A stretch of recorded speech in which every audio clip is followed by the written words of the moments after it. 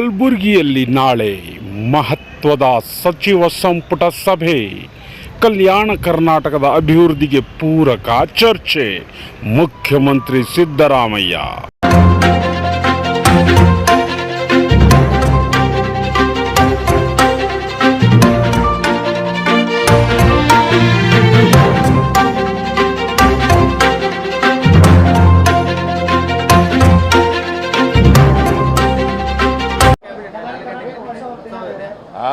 ನಾಳೆ ಕಲ್ಯಾಣ ಕರ್ನಾಟಕ ಉತ್ಸವ ದಿನ ಪ್ಲಸ್ ಕ್ಯಾಬಿನೆಟ್ ಮೀಟಿಂಗ್ ಬೇರೆ ಇದೆ ಸರ್. ಈ ಭಾಗ ನಿರೀಕ್ಷೆ ಬಹಳ ಇದೆ. ನಾವು ಎಲ್ಲ ನಿರೀಕ್ಷೆಗಳನ್ನು ಕೂಡ ಫುಲ್ಫಿಲ್ ಮಾಡೋಕ್ಕಾಗಲ್ಲ. ಆದರೆ ಕೆಲವು ಇಂಪಾರ್ಟೆಂಟು ವಿಚಾರಗಳಿಗೆ ಪರಿಹಾರ ಕೊಡಲಿಕ್ಕೆ ಪ್ರಯತ್ನವನ್ನು ಮಾಡ್ತೀವಿ. ಬಜೆಟ್ನಲ್ಲಿ ಹೇಳಿರ್ತಕ್ಕಂಥವು ಮತ್ತು ಪ್ರಮುಖವಾಗಿ ಇರ್ತಕ್ಕಂಥ ವಿಷಯಗಳ ಬಗ್ಗೆ ನಾವು ನಾಳೆ ಕ್ಯಾಬಿನೆಟ್ನಲ್ಲಿ ಚರ್ಚೆ ಮಾಡಿ ತೀರ್ಮಾನ ಮಾಡ್ತೀವಿ.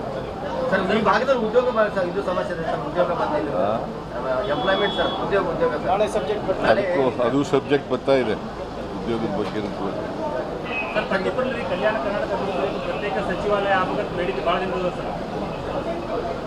ಅದ್ರ ಬಗ್ಗೆನೂ ಹೇಳಿದ್ದೀನಿ. ಸಚಿವಾಲಯ ಬೇಕು ಅಂತ ಕೇಳ್ತಾ ಇದ್ದಾರೆ ಭಾಳ ದಿನಗಳಿಂದ. ಅದನ್ನು ಕೂಡ ಮಾಡಲಿಕ್ಕೆ ಪ್ರಯತ್ನ.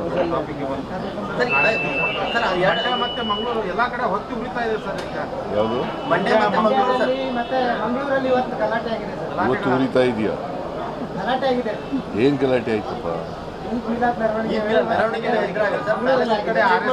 ಸಣ್ಣ ಪುಟ್ಟ ಇದ್ದಾವೆ. ನಾಗಮಂಗಲ ಶಾಂತವಾಗಿದೆ. ನೀವು ಅಶಾಂತಿ ಮಾಡಬೇಕು ಅಂತಲ್ಲ. ಮತ್ತೆ ನಾಗಮಂಗಲ ಶಾಂತವಾಗಿದೆ, ಗೊತ್ತಾಯ್ತಾ?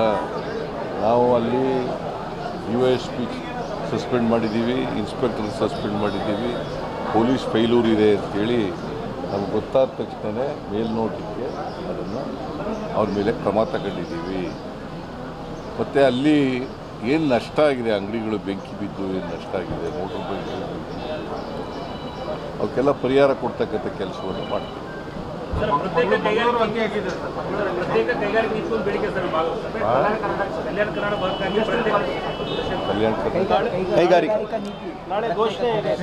ನಾಳೆ ಮಾಡ್ತೀವಿ. ನಾಳೆ ಯಾವ್ಯಾವುದನ್ನು ಮಾಡಲಿಕ್ಕೆ ಸಾಧ್ಯ ಆಗ್ತದೆ ಅವೆಲ್ಲರೂ ಮಾಡ್ತೀವಿ. ನಾವು ಕಲ್ಯಾಣ ಕರ್ನಾಟಕದ ಪರವಾಗಿರೋರು ಅಲ್ವಾ? 371J ಮಾಡಿದವ್ರು ಯಾರು? ಯಾರ್ರೀ? BJP ಅವರ? ಹಾಂ, JDSನವರ?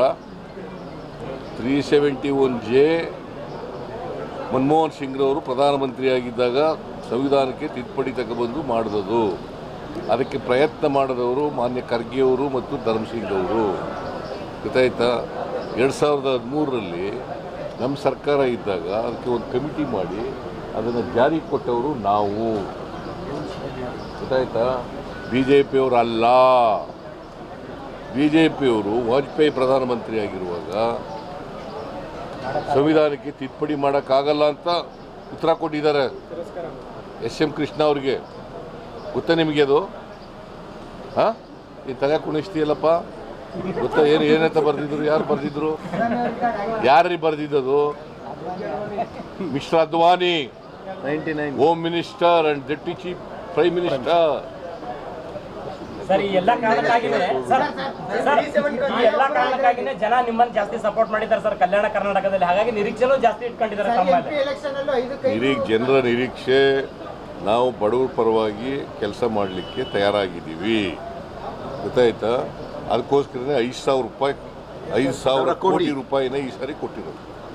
ಎಷ್ಟು ಕೊಟ್ಟಿದ್ದೀವಿ? 5,000 ಕೋಟಿ. ಹಿಂದೆ ಕೊಟ್ಟಿದ್ರಾ?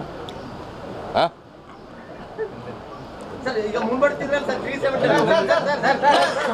ನಾಳೆ